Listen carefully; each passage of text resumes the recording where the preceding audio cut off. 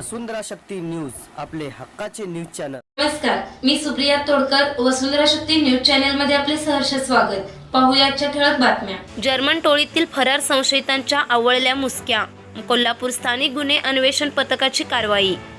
टोळक्याने हल्ला करून बेदम मारहाण प्रकरणातील 3 महिन्यांपासून फरारी जर्मन टोळीतील सूरज साताप्पा पाटील राहणार खेबवडे तालुका कागल याच्या स्थानिक गुन्हे अन्वेषण शाखा कोल्हापूरच्या पथकाने मुसक्या आवळल्या आहेत। 18 जून 2024 रोजी भाग्यरेखा चित्रमंदिर परिसरातील कामगार चाळ कमानीजवळ टोळक्याने एकावर चाकू हल्ला करण्यासह दोघांना मारहाण केल्याप्रकरणी जर्मनी गँगच्या सूरज पाटील याच्यासह 8 संशयितांवर शिवाजीनगर पोलिसात गुन्हा दाखल करण्यात आलेला आहे। घटना घडल्यापासून सूरज पाटील हा फरारी होता।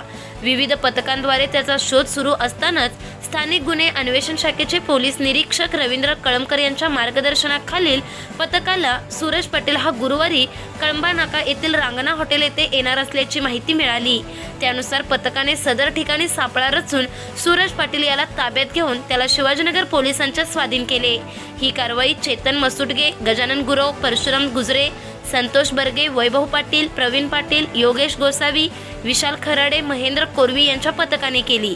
शक्ती न्यूज YouTube चॅनेलला सबस्क्राइब करा आणि परिसरातील ताज्या घडामोडी सर्वात आधी बघण्यासाठी बेल आयकॉनला क्लिक करा।